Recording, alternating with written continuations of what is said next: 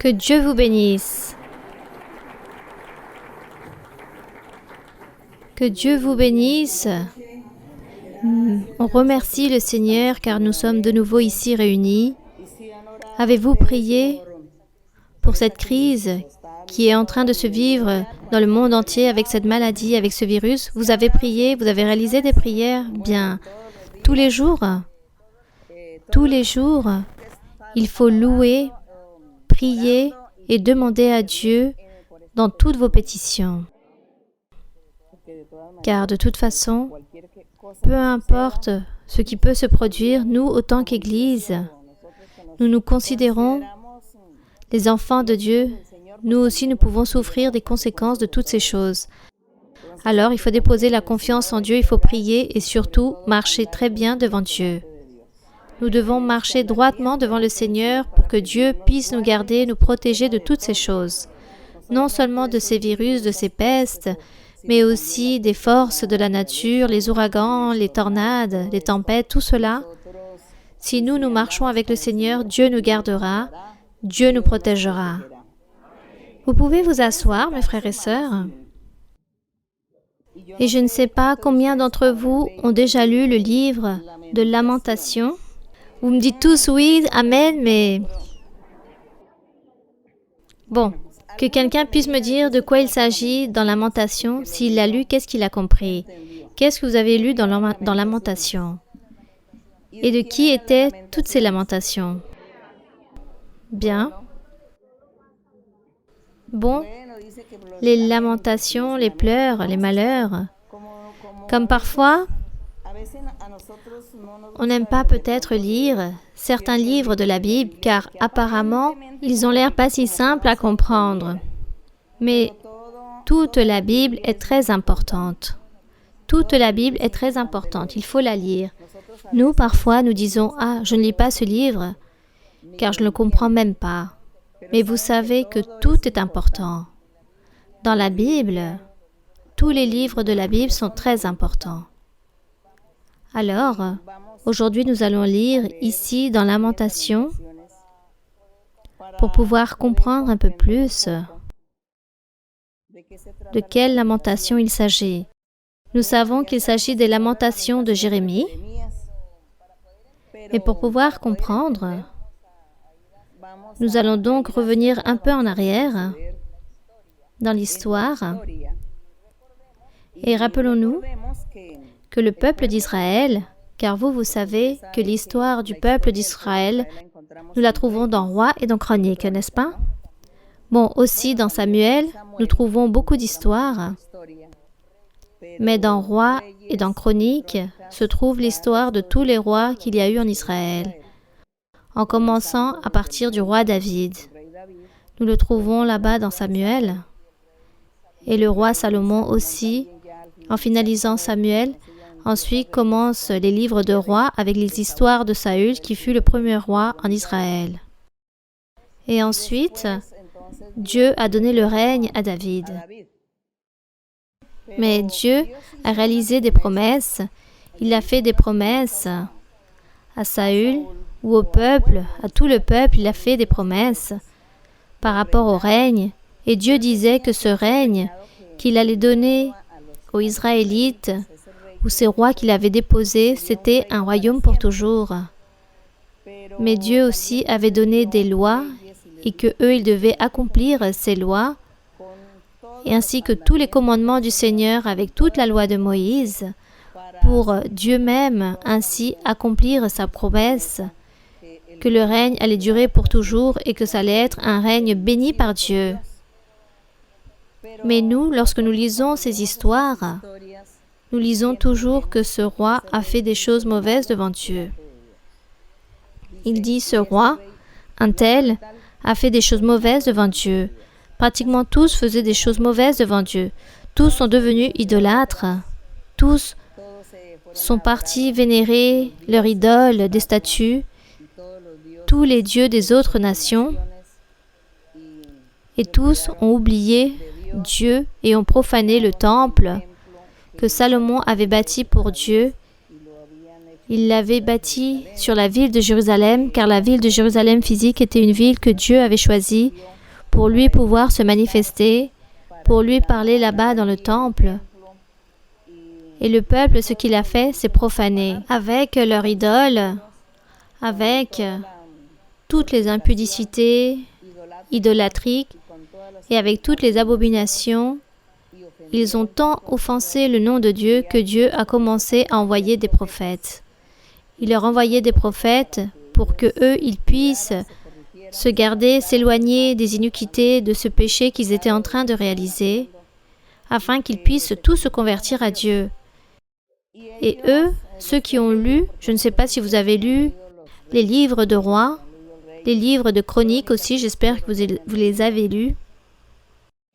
Vous savez qu'est-ce que les personnes faisaient avec les prophètes? Ils les livraient en prison. Tous les prophètes devaient donc fuir, se cacher des mains et des griffes de toutes ces personnes, de tous ces chefs, de tous ces gouverneurs. Et de cette façon, Dieu s'irritait encore plus. Car malgré qu'ils étaient en train de commettre tant de péchés, tant d'idolâtrie, à part cela, ils donnaient la mort aux prophètes de Dieu, aux serviteurs de Dieu. Dieu s'est tellement irrité et c'est pour cela que Dieu a châtié le peuple. Je ne sais pas si vous vous rappelez de ce qui s'est produit avec Jérusalem. Au final, Dieu a envoyé l'armée de Babylone, celle d'un personnage un peu complexe à prononcer, le roi Nebuchadnezzar. Le roi de Babylone l'a envoyé avec toute son armée. Ils sont arrivés là-bas à Jérusalem. Ils ont cité cette ville, ils l'ont brûlée. Ils ont brûlé le temple, ils ont tout détruit. Ils ont emporté toutes les richesses, tout ce qui était des ors, pierres précieuses, tous les métaux les plus précieux, ils les ont emportés à Babylone et ensuite tout a été brûlé. Là-bas aussi, l'arche du Seigneur a été brûlée car elle était faite en bois. Tout cela a été détruit et de cette façon, le temple du Seigneur a été profané, celui que Salomon avait bâti avec une grande beauté. Cette histoire, nous la trouvons ici dans le 2e livre de Chroniques, car je vais lire un peu ici dans le 2e livre de Chroniques avant de lire Lamentation. Ici dans le 2e livre de Chroniques, dans le dernier chapitre, il y a comme ce résumé, ce rappel de ce qui s'est produit, la fin du règne d'Israël. Disons que là, à ce moment-là, il n'y avait plus de roi.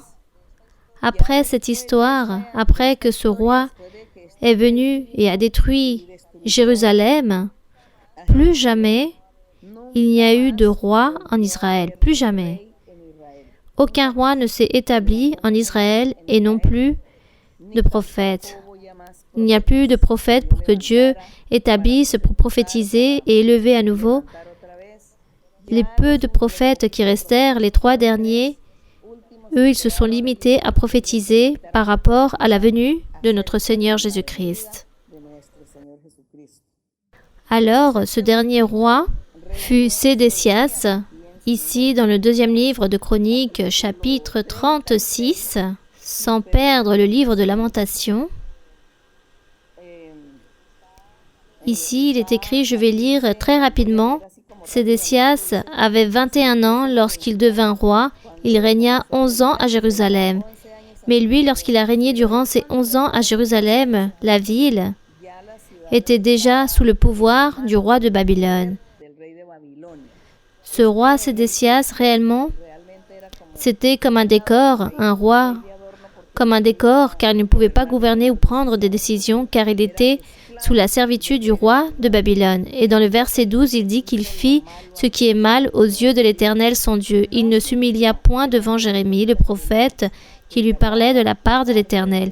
Il dit que le prophète Jérémie lui parlait tant à ce roi Sédécias, mais lui, il n'a pas voulu s'humilier, il n'a pas voulu accepter ni croire à notre Dieu.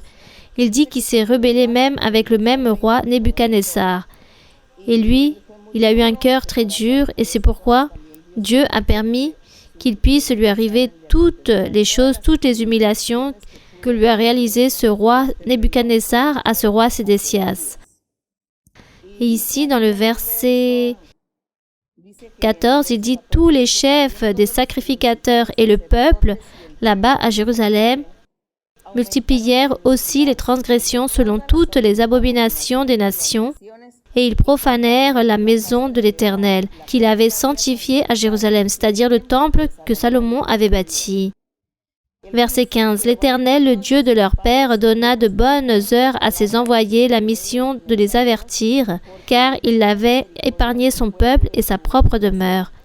Mais eux, c'est-à-dire ses chefs, ses gouverneurs, ses sacrificateurs, ses rois, eux, ils se moquèrent des envoyés de Dieu qui étaient les prophètes. Ils méprisèrent ses paroles, leurs prophéties, en train de se moquer de ses prophètes. Ils se radirent d'eux jusqu'à ce que la colère de l'Éternel, notre Dieu, contre son peuple, devint sans remède. Alors l'Éternel fit monter contre eux le roi des Chaldéens, c'est-à-dire à Nebuchadnezzar, et tua par l'épée leurs jeunes gens dans la maison de leur sanctuaire. Il n'épargna ni le jeune homme, ni la jeune fille, ni le vieillard, ni l'homme aux cheveux blancs. Il livra tout entre ses mains. Tout ce qui était entre les mains de Dieu, il les a livrés au roi Nebuchadnezzar, toutes ces personnes, pour qu'on puisse leur ôter la vie et pour qu'ils puissent mourir sous l'épée. Et ceux qui étaient à l'intérieur de la ville de Jérusalem sont morts de famine, car la ville a été citée, n'avait rien de quoi manger, et les personnes sont mortes de faim. Ça, c'est très triste et très douloureux par rapport à un peuple. Et par exemple, aujourd'hui, maintenant que nous sommes en train de vivre une situation par rapport à ce virus, alors les médias de communication commencent à établir et à sonner l'alarme en disant que tout est mal, l'économie au niveau mondial marche très mal, les personnes ne peuvent ni entrer ni sortir, il ne faut pas acheter, il ne faut pas faire ci ou cela. Alors tout cela produit des pertes dans les pays, dans les autres nations, et apparaissent par la suite ces pauvretés alimentaires. Les premiers éléments que nous avons besoin pour survivre disparaissent, et tout cela devient un chaos. Comment serait donc à l'époque d'avant que la ville était citée, fermée, qu'on ne permettait pas que les personnes entrent ou sortent jusqu'à ce que les aliments puissent disparaître? C'était le châtiment du peuple d'Israël pour avoir manqué à notre Dieu, pour avoir péché contre Dieu. Alors l'histoire raconte qu'à cause de cette famine, les personnes mangeaient leurs propres enfants, ainsi que les déchets des animaux de ceux qui passaient en volant, les oiseaux. Ils mangeaient même leurs déchets. Et cela est très triste et très douloureux. Si nous ici, nous sommes en train de vivre cette situation au niveau mondial, cependant, nous nous sentons enfermés dans un problème, dans une grande difficulté. Car la force humaine ne peut rien faire. Il n'y a que la miséricorde de Dieu. C'est pourquoi nous devons marcher bien devant Dieu, vivre bien avec le Seigneur pour que Dieu puisse nous garder et nous aider. Alors, à l'époque d'avant, cela fut très difficile. Et toutes ces choses qu'a vécu le peuple, car Dieu s'était irrité et avait châtié de manière très cruelle. Alors il dit qu'à l'intérieur de la ville, beaucoup sont morts de faim, de famine, et mangeaient leurs propres enfants. Et à l'extérieur, ils mouraient à travers l'épée de l'armée. Donc ils mouraient. Et ceux qui étaient à l'intérieur mouraient, et personne ne pouvait les enterrer. Alors qui allait réaliser ces choses-là? Donc, à cause de cela, il y a eu des épidémies, des pestes, à cause de la même décomposition des corps qui étaient morts. Et on disait que les personnes mouraient des maladies, des famines, des pestes. Bon, voilà ce que raconte le châtiment que Dieu a envoyé. Donc, mes frères et sœurs, nous disons, oui, tout cela est passé. Mais lorsque nous lisons ces histoires, on dit, oui, tout cela était auparavant. Tout cela s'est produit dans le peuple de l'Antiquité. Mais regardez, mes frères et sœurs, qu'aujourd'hui, nous sommes en train de vivre de nouveau ces choses. Nous vivons exactement la même chose, car si Dieu envoie une peste au monde entier, et tous vont s'infecter, vont se contaminer. Alors imaginez-vous, cette situation se vit. Nous voyons aussi qu'il existe un Dieu qui s'irrite contre l'humanité car l'humanité ne se rappelle pas de Dieu. L'humanité n'invoque pas le nom de Dieu, ne clame pas Dieu, ne le respecte pas, ne le valorise pas, ne le reconnaît pas car l'humanité ne reconnaît pas l'existence de notre Dieu. Tout le monde nie Dieu et disent que Dieu n'existe pas. C'est cela. Et voyez tout ce qui se produit.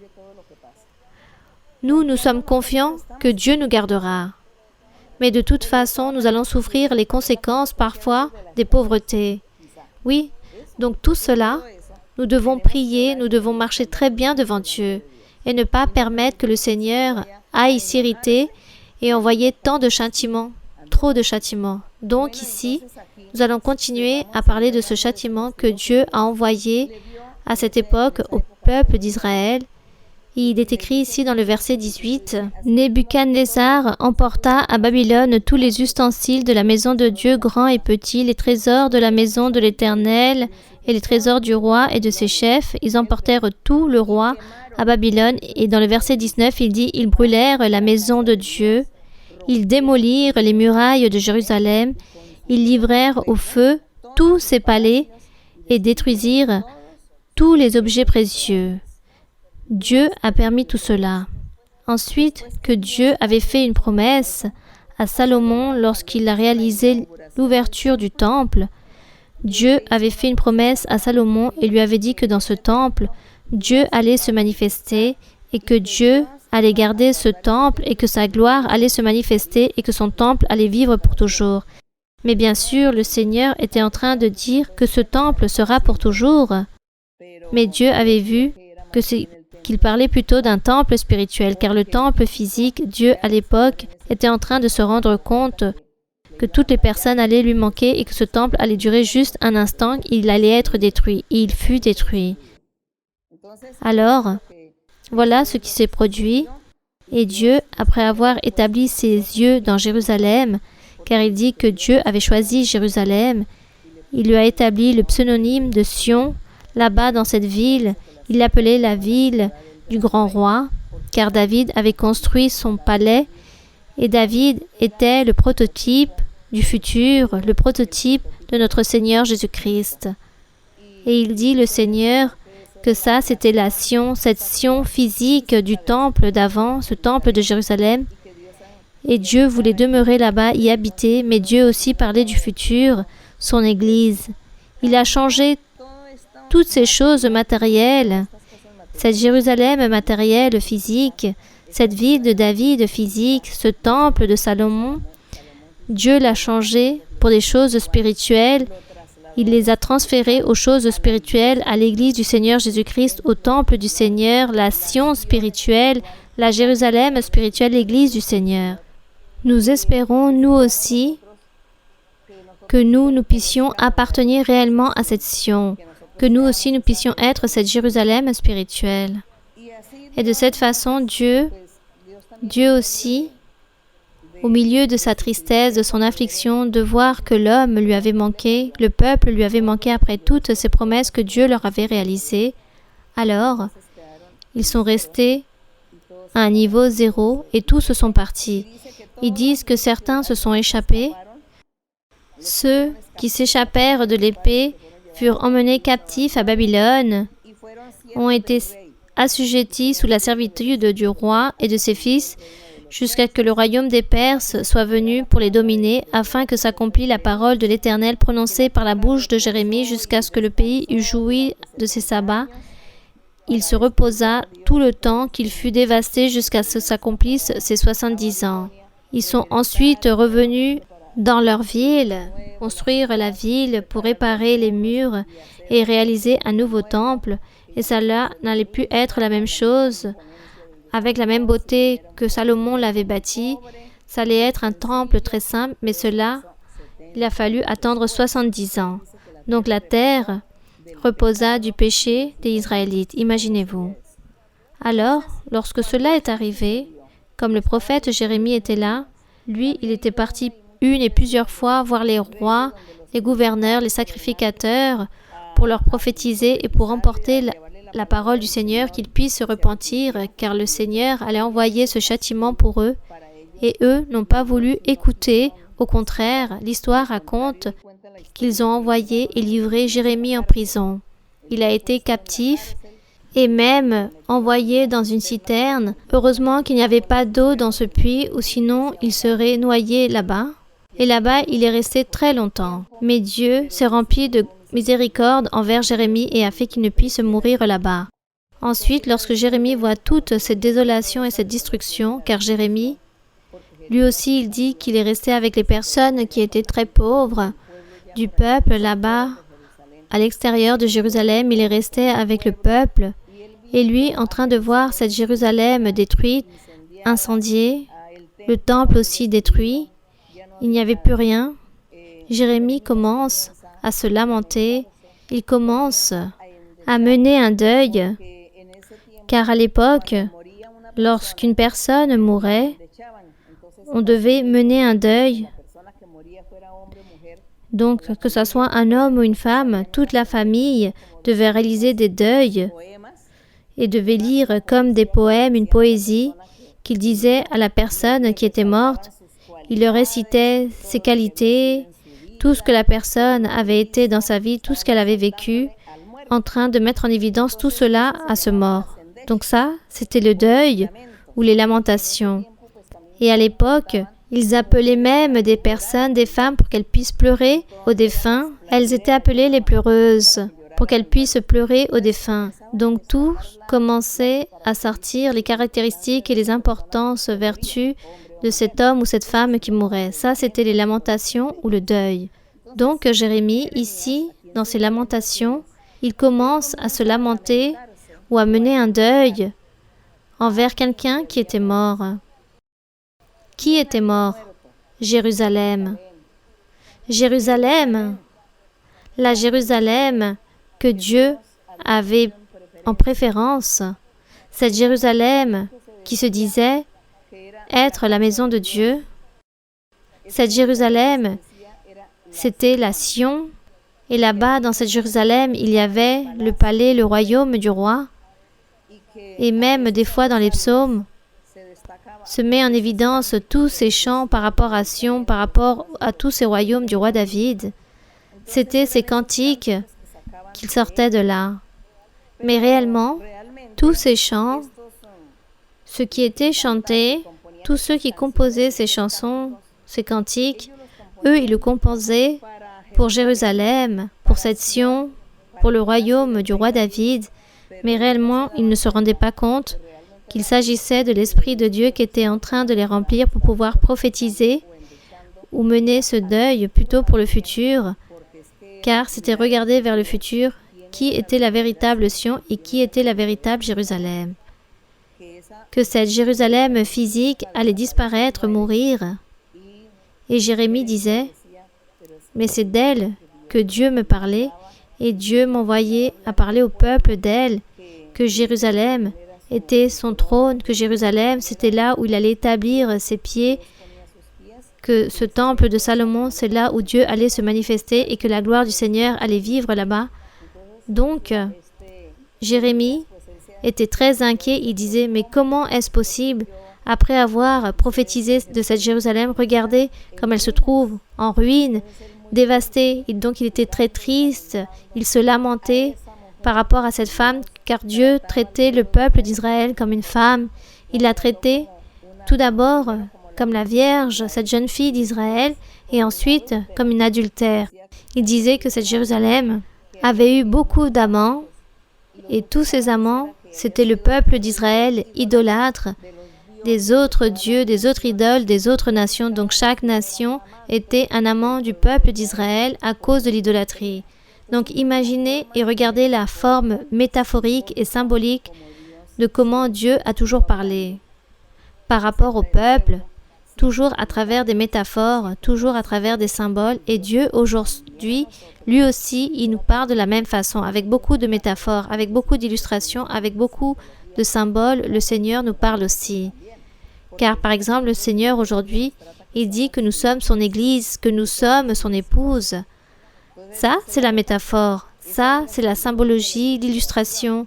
Donc de cette façon, c'est pourquoi Jérémie, à travers sa tristesse, son affliction, il commence à se lamenter de cette femme de Dieu, de cette épouse de Dieu qui a été et a commis un adultère. Et Dieu l'a détruit. Alors, Lamentation 1, nous allons maintenant le comprendre. Et lorsque vous allez lire Lamentation, car je vais vous faire lire tous les livres de Lamentation lorsque vous avez du temps, et vous allez ensuite comprendre de quoi il s'agit dans Lamentation et de qui il s'agit. Donc, par rapport à ce que je viens de vous expliquer, il dit ici dans le verset 1, « Et quoi? Elle est assise solitaire, cette ville si peuplée. Et quelle était cette ville si peuplée? Et pourquoi elle était si peuplée? Pourquoi? Car c'était la ville que Dieu avait choisie pour lui y habiter. Et où il allait habiter? Dans le temple que Salomon avait bâti, dans le lieu saint. Rappelez-vous que dans le temple, il y avait le lieu saint, et là-bas, une fois par an, le sacrificateur parlait avec Dieu. Donc, cette ville si peuplée faisait comprendre qu'il s'agissait d'une ville très importante, disons plus importante, qui avait une meilleure catégorie que les autres par rapport aux autres villes étrangères dans le monde entier. La ville plus importante était celle de Jérusalem.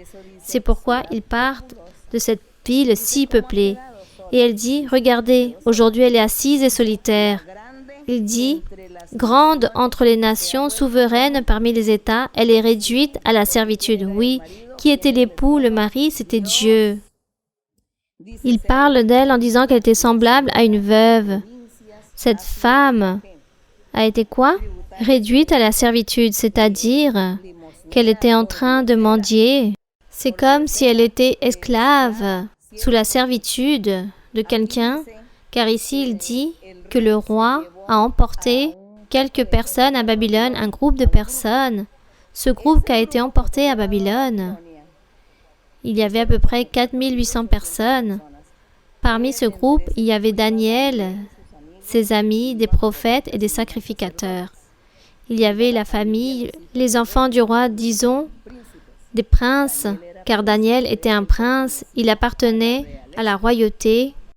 Donc, eux, c'étaient les seuls que Dieu a gardés et a sauvés de ce massacre, de cette mortalité, de cette grande mortalité qu'il y a eu. Dieu a gardé ce groupe de personnes.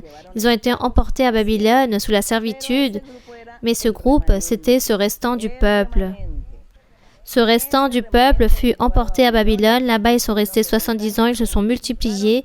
Et 70 ans après, ils sont revenus à Jérusalem. Ce restant du peuple a servi pour qu'à travers celui-ci puisse venir notre Seigneur Jésus-Christ. C'est pourquoi il est écrit, « Elle est semblable à une veuve grande entre les nations, souveraine parmi les États. » Elle est réduite à la servitude. Pourquoi? Parce que ce groupe qui a été emporté à Babylone, nous savons qu'à travers Daniel, ce roi les a établis sous la servitude. C'était un serviteur, Daniel, là-bas dans le royaume.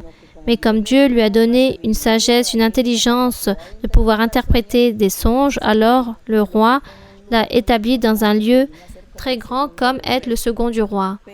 Mais le reste des personnes étaient sous la servitude là-bas à Babylone. Et eux, c'était ce restant du peuple. C'était les personnes que Dieu a gardées, a préservées, car à travers eux allait venir le Seigneur Jésus-Christ. C'est pourquoi il dit que cette femme est venue souveraine parmi les États. Donc là, nous commençons à comprendre. Ici, la lecture est très intéressante. Donc ici, dans le verset 2, regardez ce qu'il dit. Elle pleure durant la nuit, et ses joues sont couvertes de larmes. De tous ceux qui l'aimaient, nul ne la console. Tous ses amis, tous ses amants lui sont devenus infidèles et sont devenus ses ennemis. Et cela est certain. Il dit que tous ses amants, tous ses amis sont devenus infidèles et ennemis, car eux, c'étaient les rois de toutes les nations. Et eux, comme ils étaient devenus idolâtres des autres idoles, des autres personnes, alors ils disent que cette personne pleurait amèrement pendant les nuits. Mais cette femme n'existait pas physiquement. Cette femme, lorsque Jérémie est en train de chanter, il est en deuil. Il est en train de voir cette partie spirituelle. La partie spirituelle, c'était cette ville peuplée, cette femme que Dieu avait dit que c'était son peuple, c'était sa femme et lui son époux. Bon, ça ce sont les mystères de Dieu, de la manière comment Dieu parle, mais que cela ne nous fasse pas étrange qu'aujourd'hui on puisse entendre dire que nous sommes l'épouse du Seigneur Jésus-Christ. Gloire au Seigneur. Donc il dit Juda, car Jérusalem était la capitale de Juda. Juda est en exil, victime de l'oppression et d'une grande servitude. Pourquoi on dit que Juda était captif, était en exil à cause de l'oppression et d'une grande servitude? Pourquoi on dit que Juda était en exil. Que s'est-il produit? Qui sont partis à Babylone? Le restant du peuple, c'est cela, le restant du peuple. Donc Juda est en exil. Donc il dit, Juda est en exil, oui, car la promesse du Seigneur Jésus-Christ est venue de la tribu de Juda, de ce restant du peuple. Donc il dit, Juda est en exil, victime de l'oppression et d'une grande servitude, il habite au milieu des nations. Il n'y trouve point de repos. Tous ses persécuteurs l'ont surpris dans l'angoisse. Donc ici, il est en train de prophétiser. Dans son deuil, dans sa lamentation, le prophète est en train de prophétiser pour le futur. Il est en train de dire que cette Juda ou ce restant du peuple qui ont été emportés parmi les nations a habité, car l'histoire raconte que les Israélites ont été dispersés dans plusieurs nations et aussi ceux qui étaient à Babylone, c'était une nation étrangère et là-bas a habité le restant du peuple. Ils n'ont pas eu de repos. Ils n'ont pas eu cette paix ni de repos, car ils étaient sous la servitude du roi. Dans le verset 4, il dit « Les chemins de Sion ». Sion est la même Juda ou la même Jérusalem. Les chemins de Sion sont dans le deuil, car on ne va plus aux fêtes. Donc ça, c'est la lamentation. Il est en train de dire maintenant, qui va aller à ces fêtes? Les fêtes, c'était pour vénérer le Seigneur, pour vénérer Dieu, pour réaliser des sacrifices à Dieu. C'était ces fêtes pour Dieu. Qui donc va aller à ces fêtes? Jérémie racontait tout cela dans son deuil, dans sa lamentation. Il disait, qui va aller à ces fêtes? Il parlait de cette ville qui était incendiée. Il ne voyait que de la fumée. Il disait maintenant, qui va aller à ces fêtes? Personne. Elle n'existe plus. Il n'y a plus de personnes. Tous sont morts. Il n'y a plus rien. Donc, on ne va plus aux fêtes. Tous ces portes sont désertes. Ces sacrificateurs gémissent. Ces vierges sont affligées. Et elle est remplie d'amertume. Il se réfère donc de cette ville comme si c'était une véritable femme. C'est pourquoi il dit, ces vierges sont affligées et elle est remplie d'amertume. Mais c'est comme si le prophète était en train de voir une femme comme un esprit, car la partie physique n'existait plus. Mais comme cette Jérusalem était le prototype de l'Église du Seigneur Jésus-Christ, qui est spirituelle, c'est pourquoi Dieu lui montrait cela en vision, je pense. Lorsque lui, il a chanté toutes ses lamentations en train de mener son deuil, il voyait les visions que Dieu était en train de lui envoyer, comment était cette Jérusalem, cette femme, et qu'est-ce qu'elle était en train de souffrir. Je pense que ça, c'était cette femme. Donc il dit, ses oppresseurs triomphent, ses ennemis sont en paix, car l'Éternel l'a humilié à cause de la multitude de ses péchés. Ses enfants ont marché captifs devant l'oppresseur. Qui étaient les enfants de cette femme? Les habitants, tous les habitants, tous ceux qui sont morts étaient les enfants de Jérusalem, les habitants de Jérusalem. C'étaient ses enfants. Donc là, il est en train de dire comme si c'était une femme de chair et d'os. Et c'est pourquoi il dit que ses enfants ont marché captifs devant l'oppresseur et que ses oppresseurs triomphent, ses ennemis, ils sont en paix. Ils ont été captifs, ces enfants, car le restant du peuple est emmené là-bas à Babylone, tout le reste sont morts. Dans le verset 6, lisez-le. La fille de Sion a perdu toute sa gloire. Ses chefs sont comme des cerfs, qui ne trouvent point de pâture, et qui fuient sans force devant celui qui les chasse. Alors, qu'est-ce que cela signifie lorsqu'il dit « La fille de Sion a perdu toute sa gloire » ? Tout d'abord, qui est la fille de Sion? La même Jérusalem, avec ses habitants. C'est elle. Elle dit qu'elle a perdu toute sa gloire. Quelle était la gloire? Cette réputation, cette célébrité, la position, car Jérusalem était la ville quoi? Principale, la plus importante du monde. disons-le ainsi, la ville la plus importante du monde parmi toutes les nations. La plus importante ville est celle qui avait beaucoup de beauté, qui avait un temple très beau où Dieu se manifestait, donc c'était à Jérusalem. C'est pourquoi il dit que celle-ci a perdu toute sa gloire. C'est pourquoi il parle de cette gloire. Pour nous, aujourd'hui, dans notre vie spirituelle, quelle est cette gloire? Les dons spirituels, les vertus, les qualités, les dons, le pouvoir, l'appui de Dieu, tout ce que Dieu nous donne, ça, c'est notre beauté, cette gloire. Que Dieu nous appuie, que Dieu nous donne les dons, que Dieu nous met à son service pour que nous puissions réaliser des miracles, pour que nous puissions prier et faire tant de choses.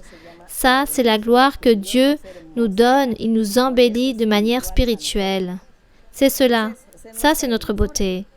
Et ici, sa beauté, sa gloire, c'était l'importance qu'elle avait, cette position qu'elle avait parmi toutes les autres nations du monde. C'était le numéro 1. Cette ville était la numéro 1. Mais comme elle a été détruite, c'est pourquoi il dit « La fille de Sion a perdu toute sa gloire, toute sa beauté. Ses chefs sont comme les cerfs, oui, car ils ont été emportés là-bas captifs à Babylone. Ils ne trouvent point de pâture et qui fuient sans force devant celui qui les chasse. Au jour de sa détresse et de sa misère, Jérusalem s'est souvenu de tous les biens dès longtemps son partage, quand son peuple est tombé sans secours sous la main de l'oppresseur. Ses ennemis l'ont vu et ils l'ont ri de sa chute. » Donc, ça c'est une manière métaphorique que réellement il dit, lorsque celle-ci était en train de souffrir, elle était persécutée par toutes les armées de Babylone. Alors, tous les gens se sont rappelés et a demandé à Dieu sûrement et acclamé Dieu en disant « Garde-moi, Seigneur, pardonne-moi, Seigneur », mais cela était très tard. Il était vraiment trop tard et Dieu ne les a plus écoutés. Verset 8, il dit « Jérusalem a multiplié ses péchés, c'est pourquoi elle est un objet d'adversion. Tous ceux qui l'honoraient la méprisent en voyant sa nudité. Elle-même soupire et détourne la face. » Pourquoi ce sentiment de honte? Car Jérusalem, étant la capitale de Juda, qui était ce que Dieu avait choisi, et toutes les nations savaient qu'il s'agissait d'un peuple important, que ce peuple avait un Dieu véritable, un Dieu puissant qui se manifestait, qui réalisait des miracles, des prodiges. Ce Dieu des Israélites était le Dieu le plus puissant par rapport aux autres dieux des autres nations. Ça, c'était la célébrité qui se diffusait dans tous les lieux. Donc, en diffusant toute cette célébrité, alors celle-ci est devenue importante.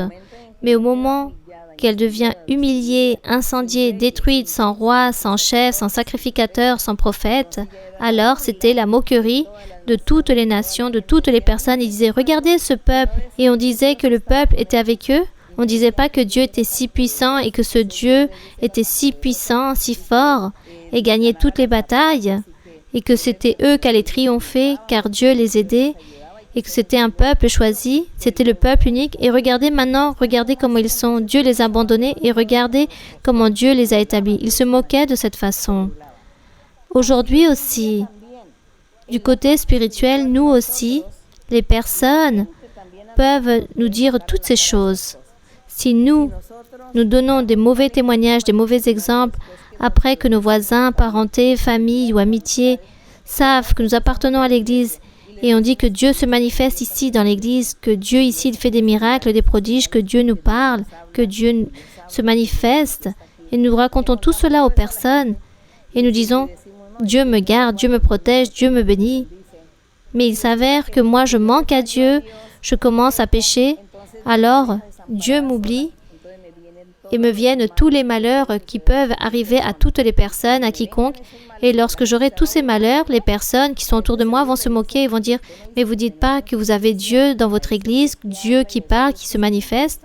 Alors, ton Dieu, où est-il? Regarde comme il t'a laissé, regarde, tu vis dans la pauvreté. Regarde, tu vis dans la maladie, dans la pauvreté. Tant que tu parlais que dans ton Église, tu as un Dieu qui te manifeste. » Ça, c'est la moquerie. Ça, c'est ce que le monde peut faire contre nous. Mais pourquoi? Parce que nous, nous sommes en train de donner un mauvais exemple et un mauvais témoignage. Nous marchons mal devant Dieu. Donc Dieu nous abandonne. Il nous laisse seuls. Et viennent ensuite tous les malheurs sur nous. Et nous serons la moquerie des autres. Nous deviendrons donc ce facteur de jaillirie des autres personnes. Vous ne pensez pas? Cela est arrivé aussi à ce peuple.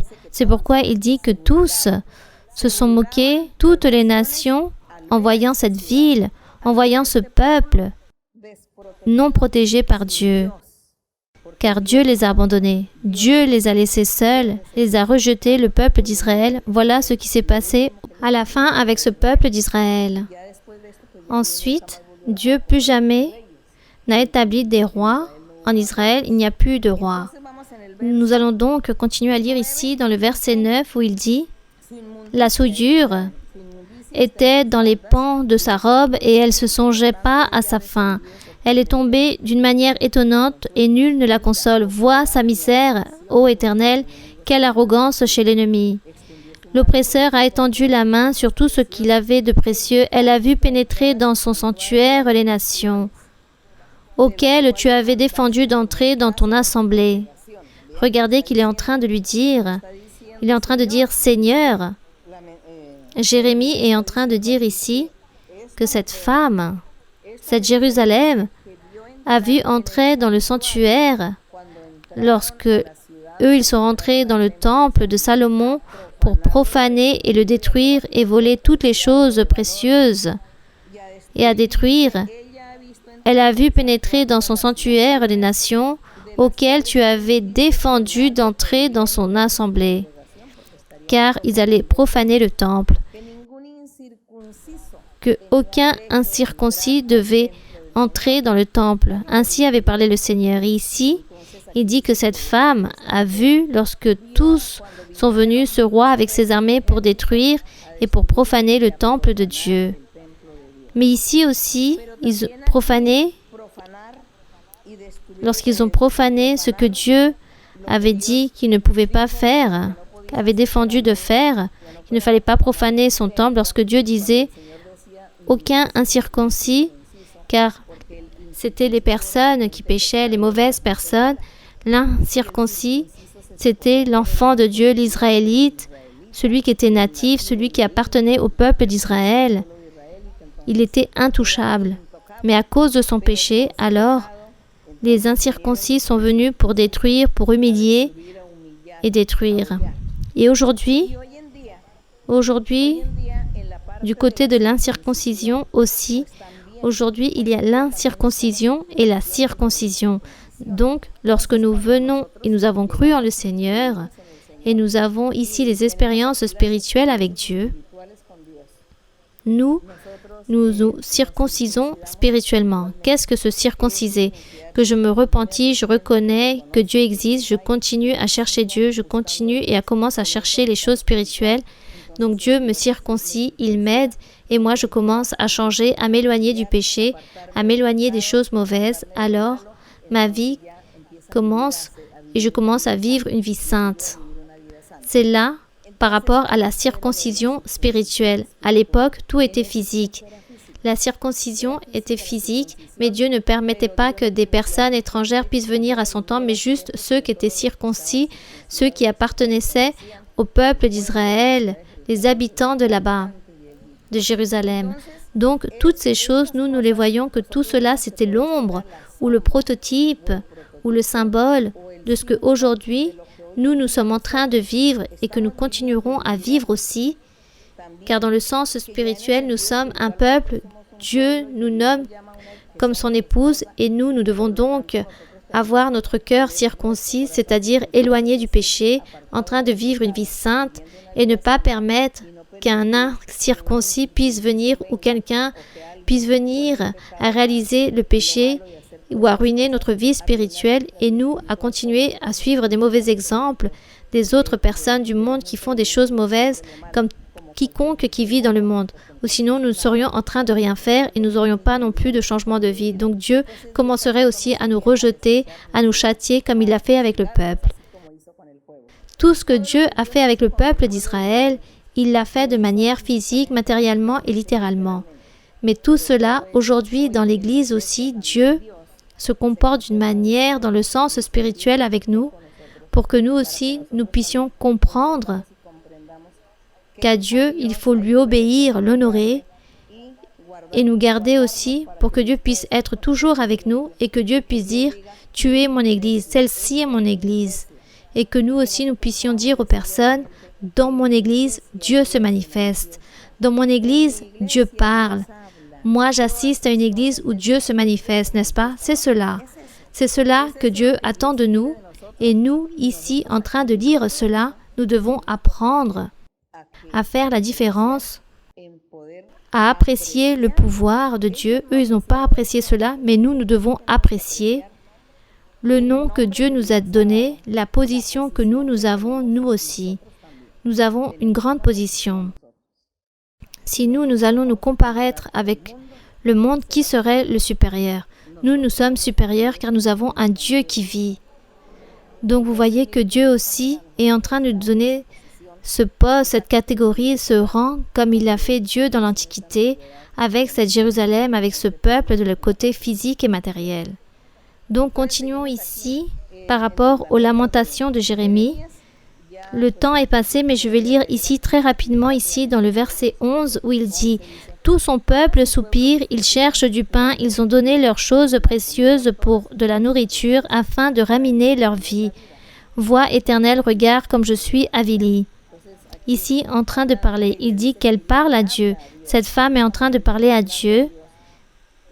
Jérémie est en train de prendre la parole de Jérusalem, de cette Jérusalem. C'est pourquoi il dit « Vois, Éternel, regarde comme je suis avili. Pourquoi m'humilies-tu? Pourquoi tu m'humilies de cette forme ?» C'est comme si dans le cœur de Jérémie, il y aurait l'Église, comme si dans le cœur de Jérémie, il y avait cette Jérusalem en train de se lamenter devant Dieu. Donc il dit « Éternel, je suis avali. Tu as fait une promesse, et regarde comment je me retrouve. » C'était Jérémie qui était en train de parler devant Dieu, mais lui, il a pris la parole de Jérusalem pour dire « Regarde Seigneur, je suis avili, tu m'as humilié. » Donc, nous aussi nous disons « Seigneur, tu dis que nous sommes ton Église, et regarde, je suis avili ou abattu? Non. Ou nous sommes allègres. Nous sommes heureux avec toi, mon Seigneur, car tu es l'époux parfait. » Vous voyez? Donc, dans le verset 12, il dit « Je m'adresse à vous tous qui parlez ici, regardez et voyez s'il y a une douleur pareille à ma douleur, à celle dont j'ai été frappé, l'Éternel m'a affligé au jour de son ardente colère. » Ici, de nouveau, Jérémie y parle, comme si Jérusalem était en lui. C'était la même Jérusalem qui parlait à Dieu. D'en haut, il a lancé dans mes eaux un feu qui les dévore. Il a tendu un filet sous mes pieds. Il m'a fait tomber en arrière. Il m'a jeté dans la désolation. Ici, il est en train de parler à nouveau comme s'il était cette femme de chair et d'os, car il dit « Il a tendu un filet sous mes pieds. Il m'a fait tomber en arrière. Il m'a jeté dans la désolation, dans une langueur de séjour. Sa main a lié le joug de mes iniquités. » Donc, de nouveau, il parle comme si c'était cette femme qui avait manqué à Dieu. Il dit « Sa main a lié le joug de mes iniquités. Elles se sont entrelacées, appliquées sur mon cou. Il a brisé ma force. Le Seigneur m'a livré à des mains auxquelles je ne puis résister. » Donc oui, comment celle-ci allait pouvoir se relever en train de s'affronter avec un roi, avec un royaume si puissant comme celui de Babylone à l'époque. 15. Le Seigneur a terrassé tous mes guerriers au milieu de moi. En train de se référer à l'armée qu'avait le peuple d'Israël. Il avait son armée et tous ont été dérasés. Il dit « Il a rassemblé contre moi une armée pour détruire mes jeunes hommes. Le Seigneur a foulé au pressoir la Vierge, fille de Juda. C'est pour cela que je pleure, que mes yeux fondent en larmes, car il s'est éloigné de moi celui qui me consolait, qui ranimerait ma vie. Mes fils sont dans la désolation, parce que l'ennemi a triomphé. » Elle est en train de pleurer à Dieu, elle est en train de parler à travers de la bouche de Jérémie. Mais comme lui, il est là pratiquement rempli de l'Esprit de Dieu, il s'agit de cette même Jérusalem, cette essence de cette Jérusalem, cette femme que Dieu a toujours pris en compte pour la bénir. Cette femme qui un jour va se marier avec le Seigneur Jésus-Christ. Il s'agit de cette même femme. Mais Dieu l'a eue physiquement, en Jérusalem. Mais là, il est en train de parler, Jérémie, en train de reprendre toutes ces paroles comme il était cette Jérusalem, cette femme. Dans le verset 16, il dit donc « C'est pour cela que je pleure, que mes yeux fondent en larmes, car il s'est éloigné de moi, celui qui me consolerait, qui ranimerait ma vie. Mes fils sont dans la désolation parce que l'ennemi a triomphé. » Oui, tous ses fils, toutes les personnes, tous les prophètes, tous les serviteurs, tous les habitants ont été détruits. Sion a étendu les mains et personne ne l'a consolé. L'Éternel a envoyé contre Jacob les ennemis d'alentour. Jérusalem a été un objet d'horreur au milieu d'eux. En détruisant Jérusalem, oui, c'était une horreur qu'ils étaient en train de commettre contre cette ville. L'Éternel est juste, verset 18, car j'ai été rebelle à ses ordres. Vous voyez que la femme est en train de parler, n'est-ce pas? Car j'ai été rebelle à ses ordres. Écoutez, vous tous, ce peuple, et voyez ma douleur. Mes vierges et mes jeunes hommes sont allés en captivité. Il se référait à Daniel, ses amis et toutes ces personnes, les 4800 personnes qui ont été emportées à Babylone. Il parle de mes vierges, des jeunes hommes. Tous ont été en captivité. J'ai appelé mes amis, amants, ils m'ont trompé, c'est-à-dire les rois des nations voisines. Venez me secourir, venez m'aider, car là, ici, le roi de Babylone est en train de m'attaquer. Il est venu avec son armée, s'il vous plaît, venez, le roi de Syrie, venez et aidez-moi. Mais elle raconte que personne n'est venu à son aide. Ils l'ont laissé complètement seul, ce peuple d'Israël, cette Jérusalem. Vous voyez, ils l'ont abandonné. C'est pourquoi elle dit « J'ai appelé mes amis, ils m'ont trompé. Mes sacrificateurs et mes anciens ont expiré dans la ville. Ils cherchaient de la nourriture. Tous sont morts, afin de ranimer leur vie. Éternel, regarde ma détresse. Mes entrailles bouillonnent. Mon cœur est bouleversé au-dedans de moi, car j'ai été rebelle. Au dehors, l'épée a fait ses ravages. » Donc elle dit, au dehors de Jérusalem, il y avait l'épée, l'armée. À l'intérieur, en dedans, la mort, à travers la peste. Et comme il n'y avait rien à manger, alors ils sont morts de la famine. Il y a eu des pestes à cause des corps qui étaient décomposés, non enterrés, tous sont morts. Verset 21. On a entendu mes soupirs et personne ne m'a consolé. Tous mes ennemis ont appris mon malheur. Ils se réjouissent de tout ce que tu as causé. Tu publieras le jour où ils seront comme moi. Que toute leur méchanceté vienne devant toi et traite-les comme tu m'as traité, à cause de toutes mes transgressions. Elle est en train de demander une vengeance. Elle est en train de dire, Seigneur, tu dois te venger d'eux par rapport à ce qu'ils ont fait contre moi ici. Toi aussi, viens et châtie-les à ce roi, à cet empire, et détruis-les aussi, comme tu as fait avec moi. Car mes soupirs sont nombreux et mon cœur est souffrant. Donc ainsi, mes frères et sœurs, tout le chapitre 2, le chapitre 3, 4 jusqu'au 5 parle de toutes ces lamentations de cette femme. Et ça, c'est la lamentation, le cantique qu'a réalisé Jérémie par rapport à la tristesse, l'affliction de voir cette ville peuplée abandonnée. Pour que vous puissiez voir la manière, comment nous interprétons la Bible. Et ici, nous voyons ce livre merveilleux qui est Lamentation. Il est très beau à lire, car nous avons maintenant les outils pour pouvoir comprendre, n'est-ce pas? Donc, pour que vous puissiez vous aussi continuer à lire, un autre jour que je puisse venir, nous allons lire le chapitre 2. Pour continuer avec ces histoires et avec toutes ces lamentations, car elles sont très intéressantes. Par exemple, ici, dans le chapitre 2:1, et quoi, le Seigneur, dans sa colère, a couvert le nuage, la fille de Sion. La fille de Sion, c'était la même Jérusalem. Il a précipité du ciel sur la terre la magnificence d'Israël. Il ne s'est pas souvenu de son marchepied au jour de sa colère. Car le Seigneur avait dit, il avait dit à Salomon, donc Jérusalem sera le marchepied, c'est là où je me manifesterai. Ainsi avait dit Dieu à Salomon. Et donc ici, Jérémie était en train de rappeler tout cela. Il était en train de rappeler, en train de se faire passer par cette femme, en train de dire, regarde, tu ne te rappelles plus, Seigneur, que tu as dit que tu allais réaliser ce marchepied ici?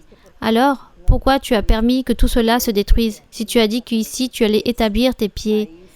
Donc là, il s'est rappelé des promesses du Seigneur, de toutes ces choses merveilleuses, mais lorsque eux, ils étaient en train de pécher dans l'idolâtrie, ils ont oublié le Seigneur. Que cela ne puisse jamais nous arriver, car Dieu nous a fait tant de promesses. Dieu dit que son Église sera une Église parfaite, sans tache et sans ride, que lui, il sera avec son Église, que lui, il va l'aimer, que l'Église va aller de l'avant, qu'elle sera toujours très importante, très célèbre. Alors, nous, pour réussir et obtenir toutes ces choses, que nous puissions vivre ces promesses du Seigneur, nous devons donc vivre une vie sainte et droite et nous éloigner du péché et dire au Seigneur qu'il puisse nous aider à ne pas pécher, qu'il puisse nous aider à nous éloigner, à renoncer au péché et que nous puissions toujours plaire à Dieu et que nous puissions toujours être cette ville importante, célèbre, cette Sion spirituelle, cette Jérusalem spirituelle, cette Église, l'épouse de l'agneau, que nous puissions être cela. Donc, luttons pour obtenir ces bénédictions. Qu'avez-vous pensé de la lecture de Lamentations? N'est-ce pas? Elle est très intéressante. Elle est très intéressante. Alors, n'ayez plus de paresse pour la lire, car les personnes disent « Mais qu'est-ce que cela signifie? De quoi parle-t-on ici? Je ne comprends pas. » Tout cela est un labyrinthe. Non, c'est un puzzle. Non, c'est juste que nous prenons les choses comme elles sont, alors la lecture est très merveilleuse, la manière comment Dieu parle, la manière comment Dieu s'exprime. Par rapport à toutes ces choses, par exemple, il dit que son Église, c'est une Église sans tache et sans ride. Et nous ne pouvons pas dire, non, Seigneur, nous, avec tant de défauts, avec tant de faiblesses, comment peux-tu dire cela, Seigneur, que ce sera une Église parfaite, sans tache et sans ride? Mais si tu le dis, cela est ainsi. Bien, gloire à notre Dieu, honneur à notre Dieu. Nous allons donc prier. Nous allons prier pour les maladies, pour les nécessités, les besoins. Et nous allons aussi demander au Seigneur que le Seigneur puisse couper, délier ce virus qui est en train de nous attaquer, qu'il puisse nous garder et nous protéger. Que Dieu puisse nous aider à faire sa volonté, qu'il puisse nous aider à lui plaire. Que Dieu ne puisse jamais nous abandonner, afin que nous n'ayons pas à chanter ce deuil de Jérémie aussi et dire « Seigneur, tu nous as abandonnés. Tu m'as laissé seul, Seigneur. Tu ne me regardes plus, tu ne m'écoutes plus. » Que jamais nous allons dire cela, mais au contraire, que le Seigneur puisse être toujours attentif à nos prières, à notre clameur. Nous allons donc prier. Béni soit notre Dieu, Père Saint, Père de notre Seigneur Jésus-Christ. Je te remercie, Seigneur, je te donne l'honneur et la gloire, mon Seigneur, toi, notre Dieu véritable, notre Dieu tout-puissant, saint et juste, notre Dieu qui est bon, qui est rempli de miséricorde. Depuis l'Antiquité, tu t'es manifesté à l'homme. Depuis l'Antiquité, Seigneur, tu te manifestes à ton peuple d'Israël. Tu l'as choisi autant que peuple pour toi, car tu voulais que ce peuple puisse être saint, qu'il puisse vivre une vie droite et sainte ici dans les choses matérielles sur la terre. Mais Seigneur, l'homme n'a pas réussi avec ses promesses et bénédictions que tu avais pour eux. Mais nous, aujourd'hui, Seigneur, autant que peuple nouveau, que tu es en train d'établir, à travers la grâce de notre Seigneur Jésus-Christ, tu es en train d'établir un peuple nouveau, une Jérusalem nouvelle, une Sion nouvelle, mon Seigneur, un peuple d'Israël nouveau, tu es en train de former, d'établir à travers le Seigneur Jésus-Christ. Merci Seigneur, car nous aujourd'hui nous sommes devant ta présence avec ce grand privilège que tu nous as envoyé, tu nous as cherchés, tu nous as trouvés, tu nous as fait des merveilleuses promesses.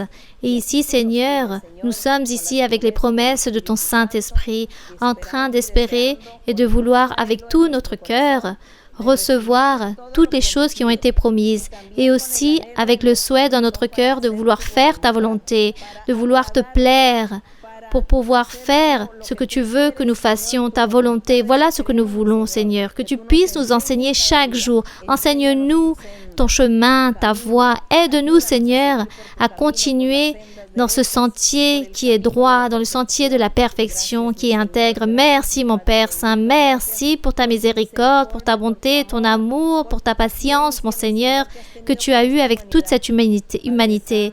Père Saint, en ce moment, je te demande ton amour, ta miséricorde, que tu puisses te manifester. Tends ta main toute puissante. Ne permets pas, Seigneur, que ce virus qui est en train de se répandre dans le monde, qui a donné la mort à beaucoup de personnes, puisse continuer à se contaminer. Délie, Seigneur, coupe ce mal, coupe ce virus, cette maladie. Garde-nous, Seigneur, garde tes enfants, garde tous tes enfants de toutes ces plaies, de toutes ces épidémies. Aide-nous, Seigneur, protège-nous, Père céleste. Aide-nous, Seigneur, ô mon Dieu. Aide-nous à vivre en sainteté pour que toi, Seigneur, ton regard puisse être sur nous et que jamais tu puisses nous abandonner. Ne nous abandonne pas. Béni soit ton nom au nom de notre Seigneur Jésus-Christ. Je te demande aussi, Seigneur, pour les frères, les sœurs, pour toutes leurs maladies. Si certains d'entre eux sont malades, ont une maladie incurable, s'il y a des douleurs, peu importe le virus ou un esprit mauvais qui vienne les tourmenter, je te demande, Seigneur, que tu puisses délivrer, que tu puisses délier, que tu puisses ôter toute douleur, toute maladie, toute faiblesse, que tu sois, Seigneur, en train de donner la guérison, la liberté, la délivrance, l'intelligence aussi à chacun pour que chacun puisse savoir se présenter devant toi et puisse recevoir tes bénédictions, puisse recevoir la guérison, la délivrance et la bénédiction de ta part, mon Père Saint. Donne l'intelligence, la sagesse pour que nous puissions tous faire ta volonté et vivre en sainteté et vivre une vie droite et comprendre ton chemin, ta doctrine véritable et continuer dans cette voie. Merci, mon Seigneur. Tends ta main. Libère, mon Seigneur. Purifie. Délie, Seigneur, toutes les choses mauvaises de l'ennemi. Enlève tout envoûtement, toute sorcellerie, toutes choses mauvaises qui viennent tourmenter. Donne la délivrance. Merci Seigneur, gloire à ton nom, Père céleste, béni soit ton nom, louange à ton nom durant les siècles et les siècles, louange à ton nom, que ton nom soit glorifié, descends, descends avec le pouvoir de ton Saint-Esprit, envoie les dons spirituels, mon Seigneur, envoie Seigneur le don du Saint-Esprit et envoie les dons spirituels, baptise Seigneur, libère et purifie Seigneur, aide-nous Seigneur. Pon aceite en mi lámpara, Señor. Pon aceite en mi lámpara, Señor. Que yo quiero servirte con amor. Pon aceite en mi lámpara, Señor. Señor Jesús, tú eres mi guía. Señor Jesús, tú eres amor. Salvaste mi alma perdida, por eso te alabo con el corazón. Salvaste mi alma perdida, por eso te alabo con el corazón, con el corazón, con el corazón. Pon aceite en mi lámpara, Señor. Pon aceite en mi lámpara, Señor. Que yo quiero servirte con amor. Pon aceite en mi lámpara, Señor. Señor Jesús, tú eres mi guía. Señor Jesús, tú eres amor. Salvaste mi alma perdida. Por eso te alabo con el corazón. Salvaste mi alma perdida, por eso te alabo con el corazón, con el corazón, con el corazón. Gloire à mon Seigneur. Merci mon Père. Nous remercions notre Dieu pour sa miséricorde et sa bonté. Que Dieu vous bénisse. Merci beaucoup.